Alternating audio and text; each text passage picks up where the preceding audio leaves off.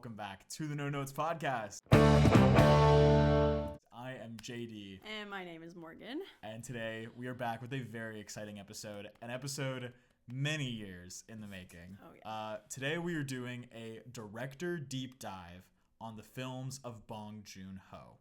We did this several years ago when we were audio only on Hayao Miyazaki movies and have been anxiously awaiting a chance to do this again.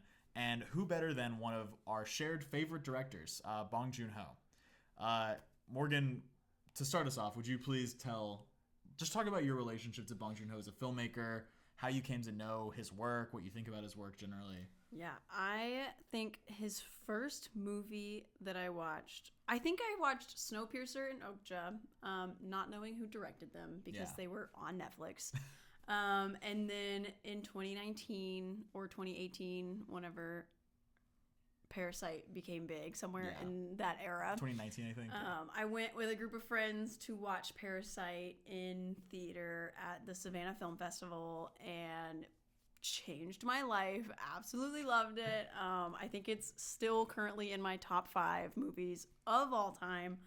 And then watching him win his Oscar that year, we all fell in love with him. And but surprisingly, even after that, I didn't watch any other movies until we decided to do this episode, and I was so excited to see what more he has to offer. So I was super hyped to make this. Yeah, I have a similar relationship. I watched Snowpiercer years ago. Like, I'd heard it was a good movie. It was on Netflix. Had no relationship to the director. Didn't realize it was, not an American movie as well. It was a co-product. It was like a Korean produced film that was just distributed by American company. And was like, wow, I really like this. I vibe with this style a lot. And then Parasite came out a couple years later, and I'd say 2019 was the first year that I was really getting into movies, and that was the year of Parasite. And so it was like, although what a good year. What a great year, I know. I didn't realize how good I had it jumping in. And so that, seeing Parasite in theaters, transformative experience. Probably the first foreign film I ever saw in theaters. And one of the most defining movie experiences of my life. Also still definitely in my top 10, maybe my top 5 films of all time, favorite Parasite. And so that inspired me to seek out more of his work. Watched Okja. I watched Memories of Murder several years ago and really loved both of those movies. And then again, just never really dove into the rest of his films. With Mickey 17 coming out, I was like, now is the perfect opportunity to see the rest of his work. And so we finally checked out all of his movies.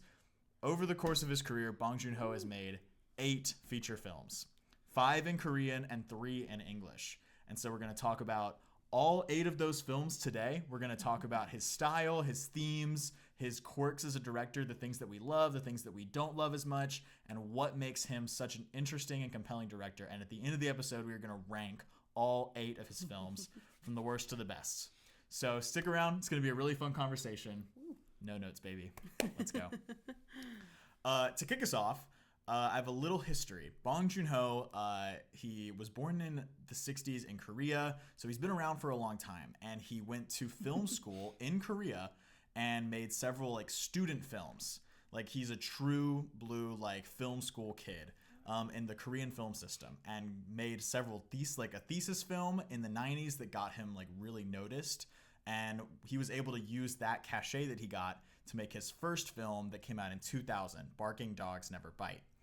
And that was the first, and I feel like watching that movie, you see all of the hallmarks of what his work would end up becoming. And over the last 25 years, then he's made 7 more films. So he doesn't work very often, but when he does work, it is something worth paying attention to, for sure. And so, Morgan, when you think of a Bong Joon Ho film, what are some of the things that you think of that come to mind? Man, It also, I feel like there's such a difference between his English films and his Korean ones. Yeah, so I feel like it's a really two good place different to start. Yeah. But let's start with early Bong Joon Ho, most of the Korean ones. It's immediate dark comedy is the first thing I think of. He's so good at the comedic timings, the perfect little character moments within just the darkest thing happening yes throughout the entire film. Definitely. like Barking Dogs Never Bite is about a professor who gets annoyed that a dog won't stop yapping, and so he decides, I have to kill the dog. Super dark premise, but it's got this like really goofy tone, and he walks that line of like really dry dark humor with like very, you know, dark things going on very well. Almost like I think of it like the Coen brothers. Are you a Coen brothers fan? A little bit, yeah. Yeah, like one of the things that I love most about the Coen brothers is like I feel like they balance light and dark by like using humor to make light of evil behavior. And that's something I think Bong Joon Ho does very well in most of his films. I think another like big theme of his is anti-capitalism. He's one of the most anti-capitalist filmmakers I've ever seen. What do you think of with those themes in his movies? I think they're hilarious sometimes because of the dark comedy aspect. He's definitely not subtle. So that is also something I would put, like, if it's not subtle, it's probably Bong Joon Ho. Yeah. Oh, he is excessive in great ways most of the time. Yeah, I agree. Yeah. But yeah, you can feel, even in the most silly movie that he makes and the most serious movie he makes, the theme of anti-capitalism and poor and rich, and the way it's this like relationship, I think he just does really interestingly and really, really well. I agree. Like he loves to comment on, and I think like wealth disparity. I don't know much about Korean culture, but I think there's a lot of like economic disparity there. And so he spends a lot of time and effort, again, like almost making fun of like rich people and economic disparity in his work. And there are definitely times where he's like almost hitting you over the head with it, with like look at how insane this is, while also like making you laugh at it. And it never, most of the time, never feels like he like loses touch or goes too far. I would honestly say Mickey 17, his most recent movie, is the first time I feel like he kind of lost the plot on the satire. I feel like usually he's like very well balanced in that. Do you agree or disagree? I think I agree. It depends on the film, and I will say I think his more serious movies hit this tone much better, and still not in a subtle way, but not in a silly way. So I think he's done it better in some and worse in others. But yeah, I think I love how you like said like his silly and serious, because I think over 8 films he definitely has like 2 clear modes. Like he's made very serious movies and very silly movies, and all of them kind of mix in between. His film Memories of Murder is a very serious, dour like investigation based on a true story of a string of serial murders in Korea. And it's like super serious, but then also like has these moments of, I don't know, like not like levity, but it's like it's funny in this weird way. Like he has such a specific sense of humor. And Mother is like a very serious crime drama, phenomenal film. Parasite, very serious. Snowpiercer, like a very serious post-apocalyptic thriller.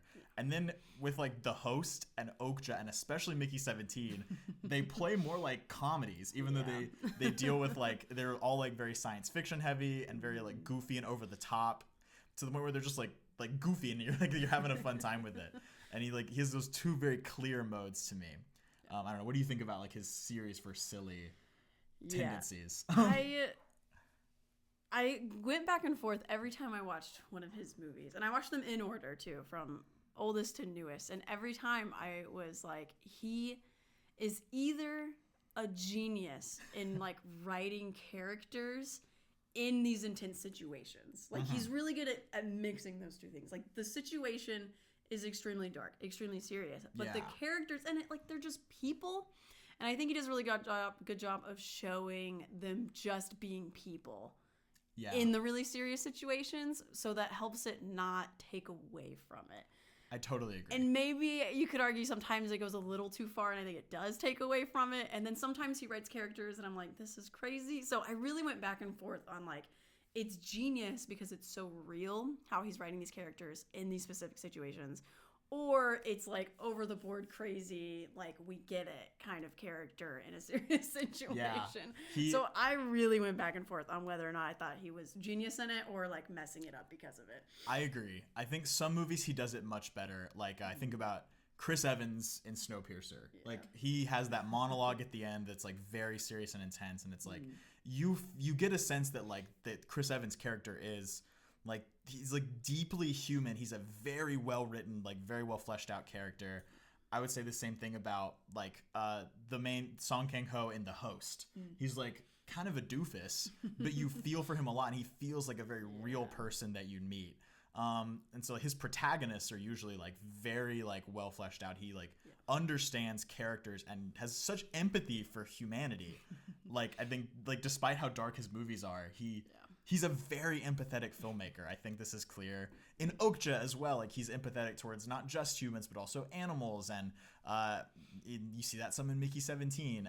Like he clearly loves people and deeply feels for them, and I think he like feels strong injustice at you know economic disparity. Snowpiercer on the train, like the rich are in the front of the train, the poor are in the back of the train. It's a very obvious unsubtle metaphor like you were talking about as always. But like the way that he writes, especially Chris Evans, some of the side characters are like aren't as great to me in that movie, but like his development and like the care that he has for him throughout that story really anchors the whole thing down. And then like sometimes it's a little less successful, like Barking Dogs Never Bite or Mickey 17 to me are a little less successful in that regard. I'm like, I feel like you don't have a handle on like a real character to ground this like kind of over the top or goofy premise. But usually he does that very well. The Mother and Mother is another great example. So yeah, totally agree with you there. I think his use of creatures was one of my become like a trend I noticed with him, because The Host, Okja, Mickey 17 are all like the goofy movies, the silly movies all use like big silly creatures. I don't know, what do you think about the creatures in his movies? Look-wise, I actually was surprised going back to Okja for how good it looked. I thought it was worse. And same with The Host. I was like, no way. It's from 2006. I was like, no way that this is going to look good. It was like some sea monster. And then that opening, it's not the opening scene, but like in the beginning, that scene that you get of the monster in broad daylight, just running around, destroying everyone, is so good. It's so good. And it so looks intense. good. And like it holds up. Like it's nothing amazing. It's not like the greatest CG ever created, but it's good. It works for the environment that it's in, and I think he like writes it in perfectly. That it just I think that's what I'm seeing is he is really good at weaving things into the story that seem like they shouldn't be there, and then they work in his advantage. And I haven't quite figured out how or why that happens, but he's really good at it.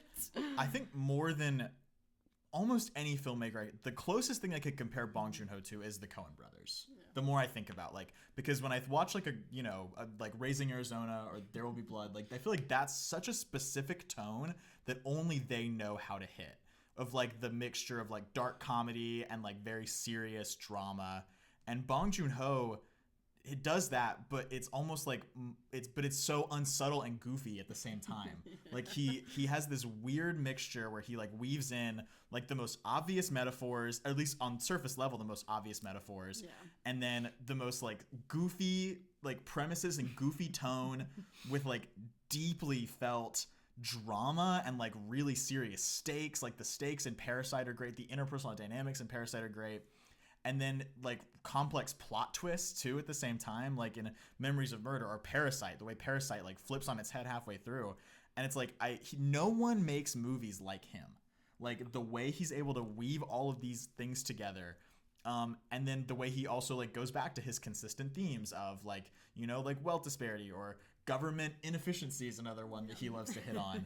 Or he has a lot of like sympathy for stupid people as well, like the son and mother, or the main character in The Host, or Robert Pattinson in Mickey 17. They're all kind of dumb. He loves dummies. And it's like I don't know how he does it. He strikes like all of his films feel very uniquely him. Like no one else could have made them. They have such care and attention put into them, and they all like feel of such a piece with each other. And I just don't know another filmmaker who does that in that way. That's also like so funny and like serious all at the same time. I think empathy is a great word for it, because he has a way of taking these silly, dumb characters in his movies, and they do things that in any other character would have been irredeemable. Yeah. We did the thumbs up again. No.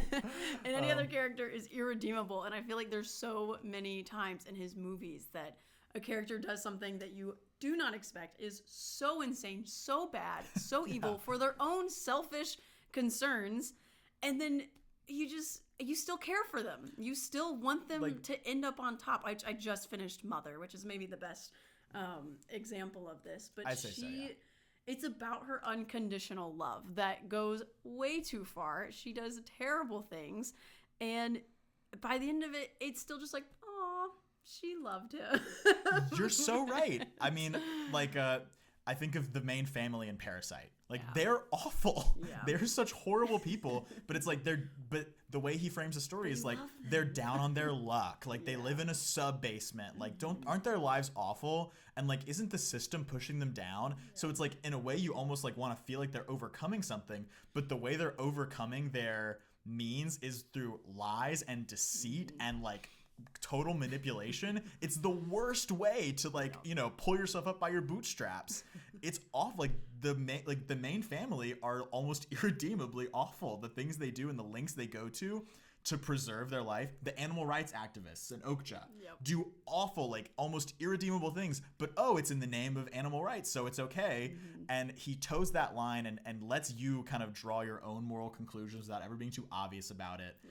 And gives you such a strong feeling for these awful characters like the mother and mother, that like you are on their side even when they're doing things that's like, I don't like it. It makes you like squirm to see a protagonist doing that, but you still can't help but root for them. Yeah It's genius. Maybe it is genius. I know. Every time I finish, I like truly, there's only been 2 of his movies that I haven't finished it and been like wow, that was just phenomenal. Like that, I always leave his movies on such a high, and I don't know, maybe that's a good point to like segue into our feelings on his movies as a whole. Yeah. I don't know, like when you watch a Bong Joon Ho movie, how are you typically like leaving? Like what's like the biggest takeaways you have after one of his movies? I feel like, and maybe this also goes with like his style. Once I kind of learned like it's worth it once you get to the end, they were easier to watch, because I feel like so many of them, and I've been watching a lot of the early ones, so a lot of mine is towards that, but it's so slow and it builds so slow, and I'm bored. And we were talking yesterday and I was like, I don't want to finish Mother. Like, I'm so bored of watching these crime movies and they just last forever, but the ending is always worth it. And I think totally. I think like knowing that in my head, watching his movies, at least half of his movies, I really have really different opinions on his Korean, but the Korean ones are the ones I'm talking about right now. It's always worth it getting to the end of it, and if you're just in it for the ride, like wait out the build, then it's worth it. And I think that, I totally agree. Because even when his endings are not like, honestly, like Okja and Mickey 17 are kind of the only movies he has with the happy endings. Yeah. And even like Okja not like super, like his movies often end on like a down note, but like a contemplative and engaging note. Like the ending of like Memories of Murder, like I feel like my like heart just like sank deep in my stomach. But it was like how incredible he like was able to weave that story to lead me to feel that way. And like the journey is so worth it, because that is a slow build. Mother's a slow build. Honestly, Parasite. It's almost like he takes so long going so far down that when he goes up just a little bit, even though you started here and you're ending here, you feel so good about here, because here was so low and it hit so hard because of the time it took to get there. You said that so perfectly. I completely agree. It's like he lets you get invested in these characters and lets you like watch them go down so that he can take you to that place. Very well said. I cannot agree more. Okay. I think now we do have to talk about the big discrepancy between his Korean and his English films. We're going to rank all 8. We're going to do this collaboratively, kind of try to work it out together as best we can. And I don't know. Starting with number, I feel like we kind of have to start with the English films. I think there's something that happens. I don't know if it's like he gets lost in translation. Like his themes and ideas are so well conveyed that like I don't know.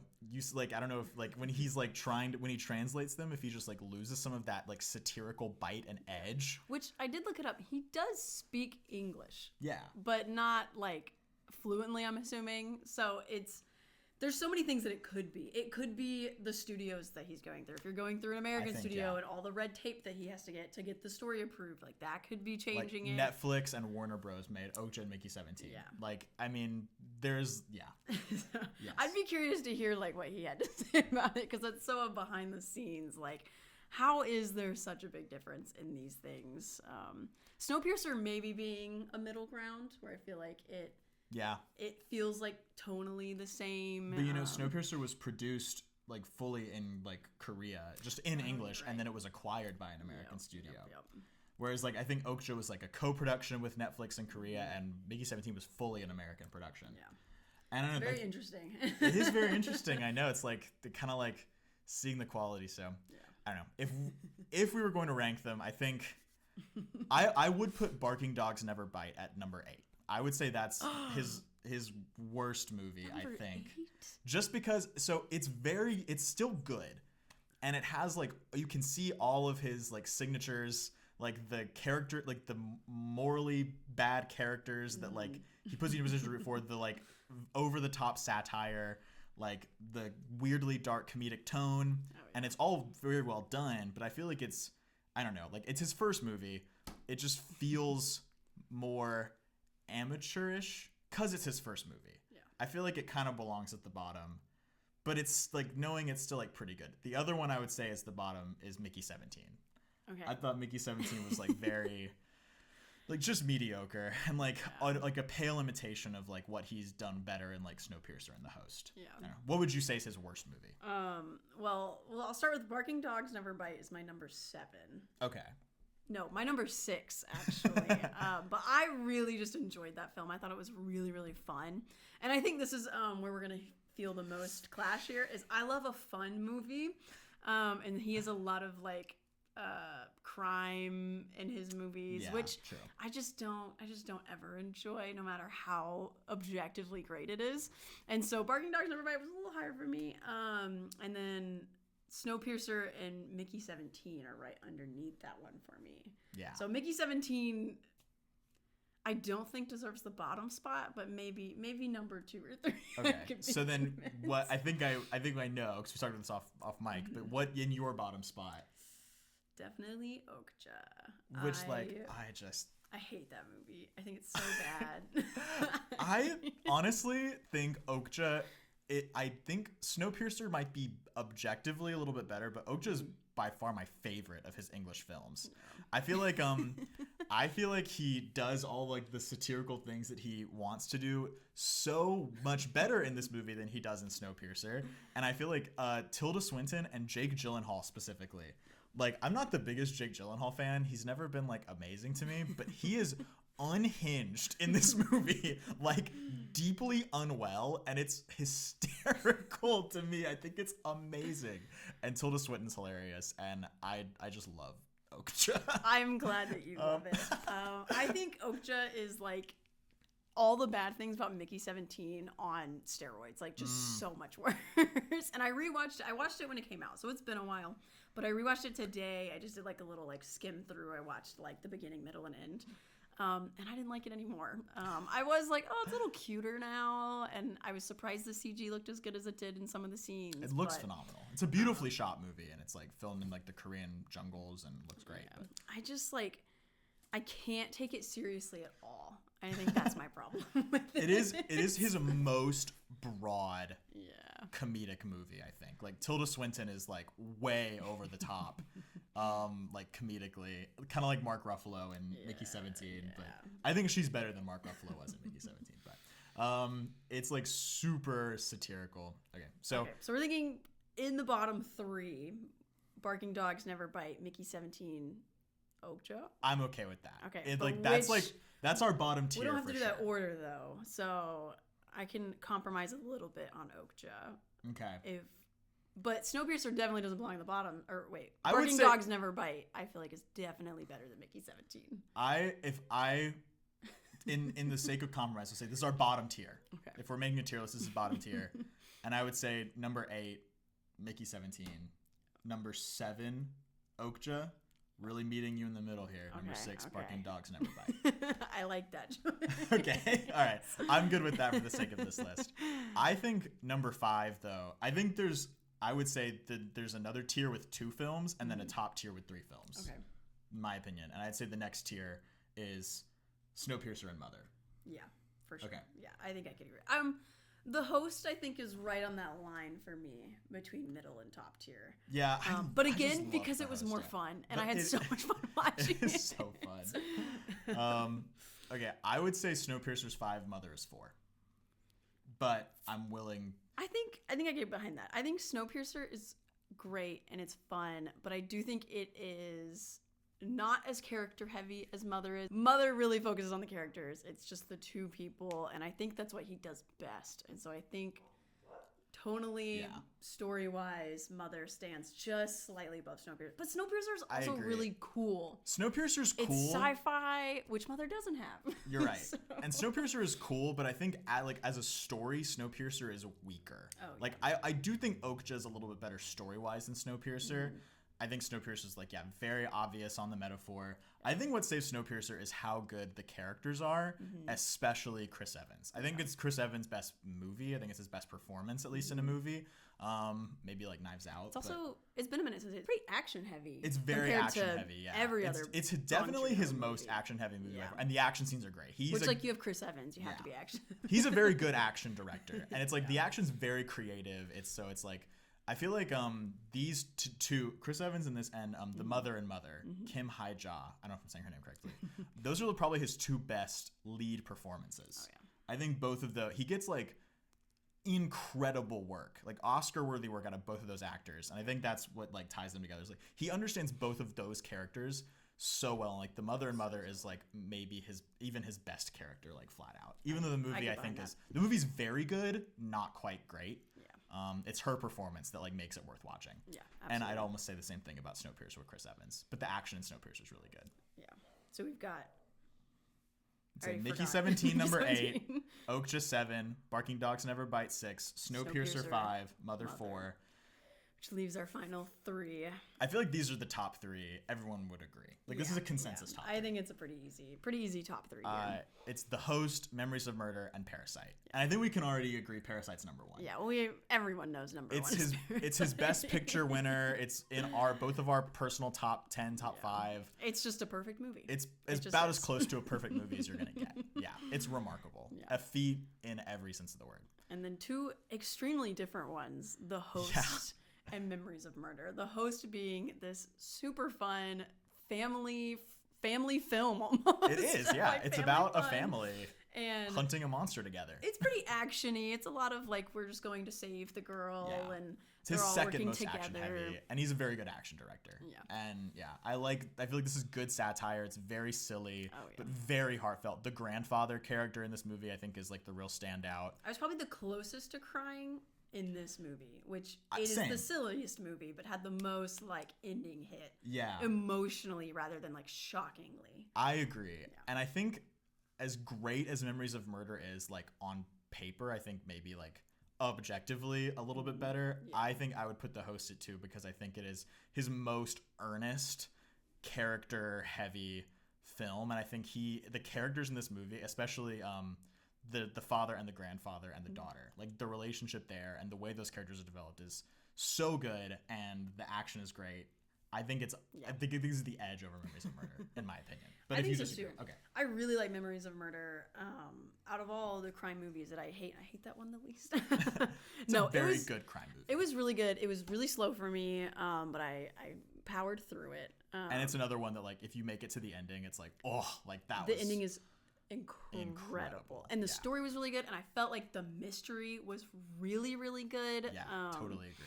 The characters were fun and stupid in all the right way. But Bong's sympathy for idiots is strong. Yeah, I think it did like the empathy for characters super well in such a serious toned movie. Yeah, I agree. And had like those moments of like making light of evil, which he does very well. Yeah. Like uses humor to show how futile evil is. Yeah. That's one of his best qualities, and it's super present in Memories of Murder. Yeah. And in Parasite, honestly. One of my favorite things about Parasite is just how funny it is, like darkly funny. Yeah. Okay, so our final list ranking of Bong Joon Ho's films. Number 8, most recent, Mickey 17. We didn't really talk about it that much. There's not much to talk about. It's just very mediocre. I think it's his weakest movie by far. Love you, Robert Pattinson. Love Robert Pattinson forever. Toni Collette also in that movie. Very good. But yeah, mediocre movie. Number 7, Okja. A little bit of a sting for me, but this is a collaborative list. Number 6, Barking Dogs Never Bite. Number 5, Snowpiercer. Number 4, Mother. Number 3, Memories of Murder. Number 2, The Host. And number 1, Parasite. Easy, okay. Easy. Love it. I feel like that's a good list, honestly. Yeah. This was so fun, though, because Bong Joon Ho was way more surprising than I thought, because I honestly forgot he did Okja and Snowpiercer, and I was like expecting a lot of weird Parasite things from when he was younger, and it really is not that. It's just he's so like tonally the same, but the stories are very different in a lot of them. So it was really fun to go through the whole arc of what he's made and just see everything that he did. I totally agree. They're unified in tone, like could not be more different in story and context, and each one of them, even the ones that are weaker, like still have something really great of value. Yeah, absolutely. Because it's like a story he's bringing to the world. I think he's one of the best filmmakers alive right now, full stop, and I cannot wait to see what he does next. I hope we get 8 more films, over whatever, however long he has left. Bong, keep making movies. We love you. You're incredible. And thank you for watching this. Thank you for listening to us talk about Bong Joon Ho. We'd love to see your ranking, your tiers, however you want to do it. What are your favorites? What are your least favorites? Do you love Mickey 17? Do you hate Parasite? Are you crazy? Let us know. Thank you so much for watching. Please like, subscribe, all of the things. Follow us. All those links are in our description. Thank you so much for watching, and we'll see you again next time. Bye.